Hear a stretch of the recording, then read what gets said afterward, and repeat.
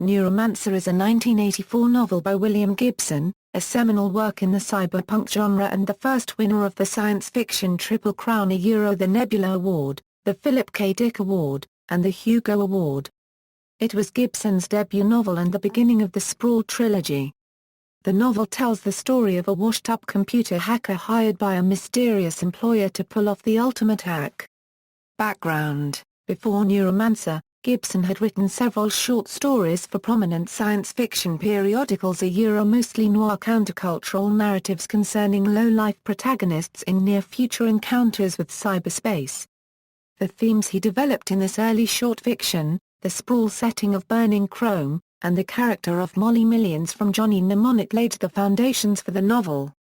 John Carpenter's escape from New York influenced the novel. Gibson was intrigued by the exchange in one of the opening scenes where the warden says to Snake, "You flew the Gulfire over Leningrad, didn't you?" Sig, it turns out to be just a throwaway line, but for a moment it worked like the best SF, where a casual reference can imply a lot. The novel's street and computer slang dialogue derives from the vocabulary of subcultures, particularly 1969 Toronto dope dealers slang, or biker talk.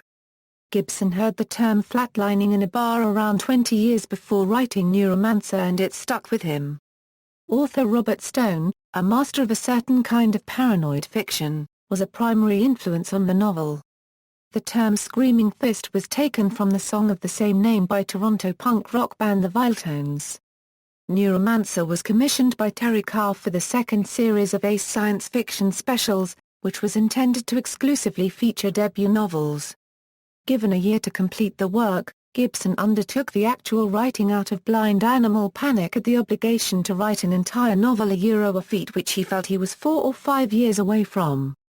After viewing the first 20 minutes of landmark cyberpunk film Blade Runner, which was released when Gibson had written a third of the novel, he figured, Neuromancer was sunk, done for. Everyone would assume unregistered trademark decop my visual texture from this astonishingly fine-looking film. He rewrote the first two-thirds of the book 12 times, feared losing the reader's attention, and was convinced that he would be permanently shamed following its publication. Yet what resulted was seen as a major imaginative leap forward for a first-time novelist. He added the final sentence of the novel, "He never saw Molly again," at the last minute in a deliberate attempt to prevent himself from ever writing a sequel, but ended up doing precisely that with Count Zero, a character-focused work set in the sprawl alluded to in its predecessor. Plot summary: Henry Dorset Case is a low-level hustler in the dystopian underworld of Chiba City, Japan. Once a talented computer hacker, Case was caught stealing from his employer. As punishment for his theft, Case's central nervous system was damaged with a mycotoxin, leaving him unable to access the global computer network in cyberspace, a virtual reality dataspace called the Matrix. Unemployable, addicted to drugs, and suicidal, Case desperately searches the Chiba black clinics for a miracle cure. Case is saved by Molly Millions, an augmented street samurai, and mercenary for a shadowy ex-military officer named Armitage, who offers to cure Case in exchange for his services as a hacker. Case jumps at the chance to regain his life as a console cowboy, but neither Case nor Molly knows what Armitage is really planning. Case's nervous system is repaired using new technology that Armitage offers the clinic as payment, but he soon learns from Armitage that sacs of the poison that first crippled him have been placed in his blood vessels as well. Armitage promises Case that if he completes his work in time, the sacs will be removed. Otherwise they will dissolve, disabling him again. He also has Case's pancreas replaced and new tissue grafted into his liver, leaving Case incapable of metabolizing cocaine or amphetamines and apparently ending his drug addiction. Case develops a close personal relationship with Molly, who suggests that he begin looking into Armitage's background. Meanwhile, Armitage assigns them their first job. They must steal a ROM module that contains the saved consciousness of one of Case's mentors, legendary cyber cowboy McCoy Pauly, nicknamed Dixie Flatline. Pauly's hacking expertise is needed by Armitage, and the ROM construct is stored in the corporate headquarters of media conglomerate SenseNet. A street gang named the Panther Moderns is hired to create a simulated terrorist attack on SenseNet. The diversion allows Molly to penetrate the building and steal Dixie's ROM. Case and Molly continue to investigate Armitage, discovering his former identity of Colonel Willis Corto. Corto was a member of Operation Screaming Fist, which planned on infiltrating and disrupting Soviet computer systems from ultralight aircraft dropped over Russia. The Russian military had learned of the idea and installed defenses to render the attack impossible, but the military went ahead with Screaming Fist, with a new secret purpose of testing these Russian defenses. As the operation team attacked a Soviet computer center, EMP weapons shut down their computers and flight systems, and Corto and his men were targeted by Soviet laser defenses. He and a few survivors commandeered a Soviet military helicopter and escaped over the heavily guarded Finnish border. Everyone was killed except Corto, who was seriously wounded and heavily mutilated by Finnish defense forces attacking the helicopter as it landed. After some months in the hospital, Corto was visited by a government military official and then medically rebuilt to be able to provide what he came to realize was fake testimony, designed to mislead the public and protect the military officers who had covered up knowledge of the EMP weapons. After the trials, Corto snapped, killing the government official who contacted him and then disappearing into the criminal underworld. In Istanbul, the team recruits Peter Riviera, an artist, thief, and drug addict who is able to project detailed holographic illusions with the aid of sophisticated cybernetic implants. Although Riviera is a sociopath, Armitage coerces him into joining the team. The trail leads Case and Molly to Wintermute, a powerful artificial intelligence created by the Tessio Ashpool Legacy. The TA Legacy spend most of their inactive time in cryonic preservation in a labyrinthine mansion known as Villa Straylight. This mansion is located at one end of Freeside, a cylindrical space habitat located at L5. Freeside functions primarily as a Las Vegas-style space resort for the wealthy. Wintermute's nature is finally revealed. It is one half of a super AI entity planned by the family, although its exact purpose is unknown. The Turing law code governing AIs bans the construction of such entities. To get around this, it had to be built as two separate AIs. Wintermute was programmed by the Tessio Ashpool dynasty with a need to merge with its other half, Neuromancer. Unable to achieve this merger on its own, Wintermute recruited Armitage and his team to help complete the goal. Case is tasked with entering cyberspace to pierce the Turing-imposed software barriers using a powerful icebreaker program. At the same time, Riviera is to obtain the password to the Turing lock from Lady 3 Jane Marie France Tessio Ashpool, an unfrozen daughter clone and the current leader of Tessio Ashpool SA. Wintermute believes Riviera will pose an irresistible temptation to her, and that she will give him the password. The password must be spoken into an ornate computer terminal located in the Tessio Ashpool home in Villa Straylight, and entered simultaneously as Case pierces the software barriers in cyberspace. Otherwise the Turing lock will remain intact. Armitage's team attracts the attention of the Turing police, whose job is to prevent AIs from exceeding their built-in limitations. As Molly and Riviera gain entrance to Villa Straylight, 3 officers arrest Case and take him into custody. Wintermute manipulates the orbital casino security and maintenance systems and kills the officers, allowing Case to escape. The Armitage personality starts to disintegrate and revert to the Corto personality as he relives Screaming Fist. It is revealed that in the past, Wintermute had originally contacted Corto through a bedside computer during his convalescence, eventually convincing Corto that he was Armitage. Wintermute used him to persuade Case and Molly to help it merge with its twin AI, Neuromancer. Finally, Armitage becomes the shattered Corto again, but his newfound personality is short-lived as he is killed by Wintermute. Inside Villa Straylight, Riviera meets with Lady 3 Jane and tries to stop the mission, helping Lady 3 Jane and Hideo, 3 Jane's ninja bodyguard, to capture Molly. Worried about Molly and operating under orders from Wintermute, Case tracks her down with help from Malcolm, his Rastafarian pilot. Neuromancer attempts to trap Case within a cyber construct where he finds the consciousness of Linda Lee, his girlfriend from Chiba City, who was murdered by one of Case's underworld contacts. Case manages to escape flatlining inside the construct by choosing of his own free will not to stay. Freeing himself, Case takes Malcolm and confronts Lady 3 Jane, Riviera, and Hideo. Riviera tries to kill Case, but Lady 3 Jane is sympathetic towards Case and Molly, and Hideo protects him. Riviera blinds Hideo, but flees when he learns that the ninja is just as adept without his sight. Molly then explains to Case that Riviera is doomed anyway, as he has been fatally poisoned by his drugs, which she had spiked. With Lady 3 Jane in possession of the password, the team makes it to the computer terminal. Case ascends to cyberspace to guide the icebreaker to penetrate its target. Lady 3 Jane is induced to give up her password, and the lock is opened.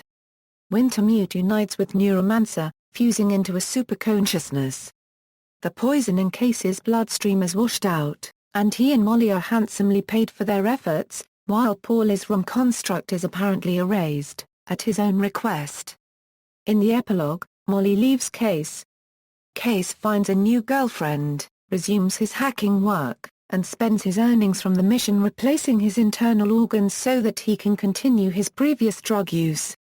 Wintermute Neuromancer contacts him, saying that it has become the sum total of the works, the whole show, and has begun looking for other AIs like itself.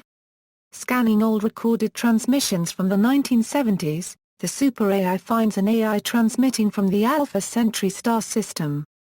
In The Matrix, Case hears inhuman laughter, a trait associated with Paulie during Case's work with his ROM construct, thus suggesting that Paulie was not erased after all, but instead worked out a side deal with Wintermute Neuromancer to be freed from the construct so he could exist in the Matrix.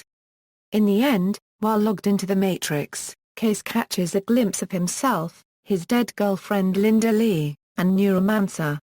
The implication of the sighting is that Neuromancer created a copy of Case's consciousness when it previously tried to trap him. The copy of Case's consciousness now exists with that of Linda's, in the Matrix, where they are together forever. Characters: Cassia, the novel's anti-hero, a drug addict and cyberspace hacker. Prior to the start of the book he had attempted to steal from some of his partners in crime. In retaliation they used a Russian mycotoxin to damage his nervous system and make him unable to jack into cyberspace. When Armitage offers to cure him in exchange for Case's hacking abilities he warily accepts the offer. Case is the underdog who is only looking after himself. Along the way he will have his liver and pancreas modified to biochemically nullify his ability to get high. Meet the leather-clad razor girl, Molly. Hang out with the drug-infused space frasters. Free an artificial intelligence and change the landscape of the Matrix.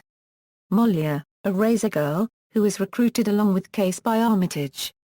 She has extensive cybernetic modifications, including retractable, 4cm double-edged blades under her fingernails which can be used like claws, an enhanced reflex system and implanted mirrored lenses covering her eye sockets, outfitted with added optical enhancements. Molly also appears in the short story Johnny Mnemonic, and reappears in Mona Lisa Overdrive, the third novel of the Sprawl trilogy. Armitage, he is the main patron of the crew. Formerly a Green Beret named Colonel Willis Corto, who took part in a secret operation named Screaming Fist. He was heavily injured both physically and psychologically, and the Armitage personality was constructed as part of experimental computer-mediated psychotherapy by Wintermute, one of the artificial intelligences seen in the story which is actually controlling the mission. As the novel progresses, Armitage's personality slowly disintegrates. While aboard a yacht connected to the tug Marcus Garvey, he reverts to the Corto personality and begins to relive the final moments of Screaming Fist. He separates the bridge section from the rest of the yacht without closing its airlock, and is killed when the launch ejects him into space. Peter Riviera, a thief and sadist who can project holographic images using his implants. He is a drug addict, hooked on a mix of cocaine and meperidine. Lady 3 Jane Marie France Tessio Ashpooler, the shared current leader of Tessio Ashpool SA, a company running Freeside, a resort in space. She lives in the Tiber Freeside, known as the Villa Straylight. She controls the hardwiring that keeps the company's AIs from exceeding their intelligence boundaries. She is the third clone of the original Jane. Hideo, Japanese, ninja, Lady 3 Jane's personal servitor and bodyguard.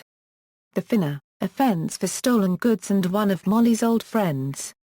His office is equipped with a wide variety of sensing and anti-eavesdropping gear. He first appears when Molly brings Case to him for a scan to determine if Armitage has had any implants installed in Case's body. Later in the book, Wintermute uses his personality to talk with Case and Molly. Finn first appears in Gibson's short story Burning Chrome, and reappears in both the second and third parts of the Sprawl trilogy. Mail Kuma, an inhabitant of Zion, a space settlement built by a colony of Rastafari adherents, and pilot of the tug Marcus Garvey. He aids Case in penetrating Straylight at the end of the novel. Julius Denia, an import-export dealer in Chiba City, he provides information to Case on various black market dealings in the first part of the story.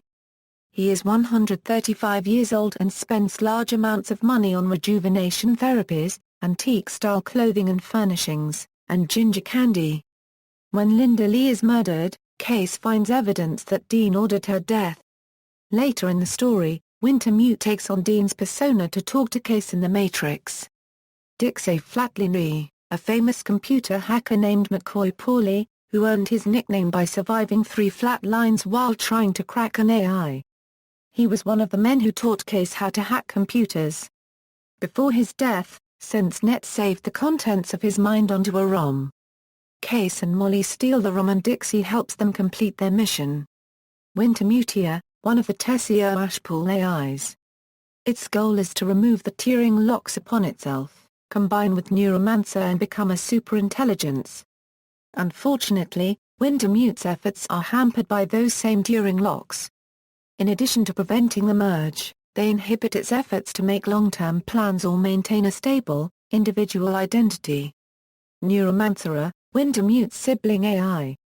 Neuromancer's most notable feature in the story is its ability to copy minds and run them as RAM, allowing the stored personalities to grow and develop. Unlike Wintermute, Neuromancer has no desire to merge with its sibling AI. Neuromancer already has its own stable personality, and believes such a fusion will destroy that identity. Gibson defines Neuromancer as a portmanteau of the words neuro, romancer and necromancer, neuro from the nerves, the silver paths. Romancer. Necromancer. I call up the dead.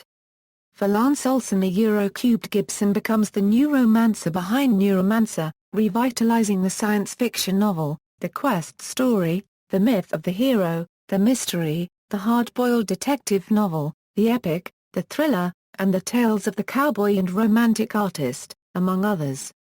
He represents old stories in a revealing revamped intertextual pastiche Eurocubed. Linda Lee, a drug addict and resident of Chiba City, she is the former girlfriend of Case, and instigates the initial series of events in the story with a lie about his employer's intention to kill him. Her death in Chiba City and later pseudo-resurrection by Neuromancer serves to elicit emotional depth in Case as he mourns her death and struggles with the guilt he feels at rejecting her love and abandoning her both in Chiba City and the simulated reality generated by Neuromancer. Literary and cultural significance. Neuromancer's release was not greeted with fanfare, but it hit a cultural nerve, quickly becoming an underground word-of-mouth hit. It became the first novel to win the Triple Crown of Science Fiction Awards, the Nebula, the Hugo, and Philip K. Dick Award for Paperback Original, an unprecedented achievement described by the Mail and Guardian as the sci-fi writer's version of winning the Goncourt, Booker and Pulitzer Prizes in the same year. The novel thereby legitimized cyberpunk as a mainstream branch of science fiction literature. It is among the most honored works of science fiction in recent history, and appeared on Time magazine's list of 100 best English-language novels written since 1923. The novel was also nominated for a British Science Fiction Award in 1984. Neuromancer is considered the archetypal cyberpunk work, and outside science fiction, it gained unprecedented critical and popular attention, as an evocation of life in the late 1980s, although The Observer noted that it took the New York Times 10 years to mention the novel. By 2007 it had sold more than 6.5 million copies worldwide. the novel has had significant linguistic influence, popularizing such terms as cyberspace and ICE. Gibson himself coined the term cyberspace in his novelette Burning Chrome, published in 1982 by Omni magazine. It was only through its use in Neuromancer that the term cyberspace gained enough recognition to become the de facto term for the World Wide Web during the 1990s. The portion of Neuromancer usually cited in this respect is: The Matrix has its roots in primitive arcade games. A Euro cyberspace. A consensual hallucination experienced daily by billions of legitimate operators, in every nation, by children being taught mathematical concepts. A Euro a graphic representation of data abstracted from banks of every computer in the human system. Unthinkable complexity. Lines of light ranged in the non-space of the mind, clusters and constellations of data. Like city lights, receding. In his afterword to the 2000 reissue of Neuromancer, fellow author Jack Womack goes as far as to suggest that Gibson's vision of cyberspace may have inspired the way in which the Internet developed, after the publication of Neuromancer in 1984. He asks, if the act of writing it down, in fact, brought it about. Norman Spinrad, in his 1986 essay The Neuromantics, which appears in his non-fiction collection Science Fiction in the Real World, saw the book's title as a triple pun, neuro referring to the nervous system. Necromancer and Neuromancer. The cyberpunk genre, the authors of which he suggested be called Neuromantics, was a fusion of the romantic impulse with science and technology, according to Spinrad. Writing an F&SF in 2005, Charles DeLint noted that while Gibson's technological extrapolations had proved imperfect, imagining story, the inner workings of his characters' minds, and the world in which it all takes place are all more important. Lawrence Person in his notes toward a post-cyberpunk manifesto identified Neuromancer as the archetypal cyberpunk work, and in 2005, Time included it in their list of the 100 best English-language novels written since 1923, opining that here is no way to overstate how radical Neuromancer was when it first appeared. Literary critic Larry McAfee described the concept of the Matrix in Neuromancer as a place where data dance with human consciousness. Human memory is literalized and mechanized. Multinational information systems mutate and breed into startling new structures whose beauty and complexity are unimaginable, mystical, and above all non-human. Gibson later commented on himself as an author circa Neuromancer that I'd buy him a drink, but I don't know if I'd loan him any money, and referred to the novel as an adolescent's book. The success of Neuromancer was to effect the 35-year-old Gibson's emergence from obscurity. Adaptations, graphic novel. In 1989, Epic Comics published a 48-page graphic novel version by Tom DeHaven and Bruce Jensen. It only covers the first two chapters, Chiba City Blues, and The Shopping Expedition, and was never continued. Hypertext. In the 1990s, a version of Neuromancer was published as one of the Voyager Company's expanded book series of hypertext annotated hypercardstacks for the Apple Macintosh. Video game. A video game adaptation of the novel also titled Neuromancer was published in 1988 by Interplay. Designed by Bruce J. Balfour, Brian Fargo, Troy A. Miles, and Michael A. Stackpole, the game had many of the same locations and themes as the novel, but a different protagonist and plot. It was available for a variety of platforms, including the Amiga, the Apple II, the Commodore 64, and for DOS-based computers. It featured, as a soundtrack, a computer adaptation of the Devo song Something's Never Change. According to an episode of the American version of Beyond 2000, the original plans for the game included a dynamic soundtrack composed by Devo and a real-time 3D rendered movie of the events the player went through. Psychologist and futurist Dr. Timothy Leary was involved, but very little documentation seems to exist about this proposed second game, which was perhaps too grand a vision for 1988 home computing. Radio Play, the BBC World Service drama production of Neuromancer aired in two one-hour parts, on 8 and 15 September 2002. Dramatized by Mike Walker, and directed by Andy Jordan, it starred Owen McCarthy as Case, Nicola Walker as Molly, James Lawrenson as Armitage, John Shrapnel as Wintermute, Colin Stinton as Dixie, David Webber as Malcolm, David Holt as Riviera, Peter Marinka as Ashpool, and Andrew Scott as the Finn. It can no longer be heard on the BBC World Service archive. 1. Audiobook. Gibson read an abridged version of his novel Neuromancer on 4 audio cassettes for Time Warner Audiobooks. An unabridged version of this book was read by Arthur Addison and made available from Books on Tape. In 2011, Penguin Audiobooks produced a new unabridged recording of the book, read by Robertson Dean. Opera. Neuromancer the opera is an adaptation written by Jane Wenger and Mark Lauenstein and Richard Marriott of the Clubfoot Orchestra. A production was scheduled to open on March 3, 1995 at the Julia Morgan Theatre in Berkeley, California, featuring Clubfoot Orchestra in the pit and extensive computer graphics imagery created by a worldwide network of volunteers. Unfortunately, this premiere did not take place and the work has yet to be performed in full. Film. There have been several proposed film adaptations of Neuromancer, with drafts of scripts written by British director Chris Cunningham and Chuck Russell.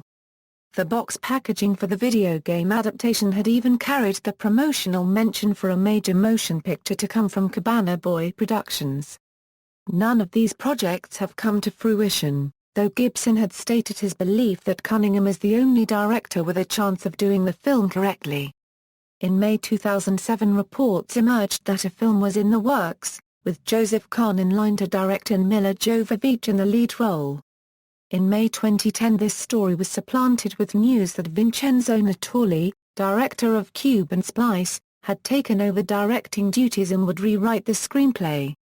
In March 2011, with the news that 7 Arts and GFM Films would be merging their distribution operations, it was announced that the joint venture would be purchasing the rights to Neuromancer under Vincenzo Natali's direction. In August 2012, GFM Films announced that it had begun casting for the film, but no cast members have been confirmed yet. In November 2013, Natali sheds some light on the production situation, announcing that the script had been completed for years, and had been written with assistance from Gibson himself. See also: Ghost in the Shell, Snow Crash, Shadowrun, Cyberpunk 2020, References, Notes. Bibliography: McElfrey, Larry. Storming the Reality Studio, A Casebook of Cyberpunk and Postmodern Science Fiction. Durham, North Carolina, Duke University Press. ISBN A978-0-8223-1168-3. OCLCA 23384573. External links: Neuromancer title listing of the Internet Speculative Fiction Database, Neuromancer at the William Gibson Aleph, featuring cover art and adaptations, Neuromancer at Worlds Without End, Neuromancer at the Internet Movie Database, Study Guide for William Gibson, Neuromancer by Paul Bryans of Washington State University, Neuromancer, reviewed by Ted Geier.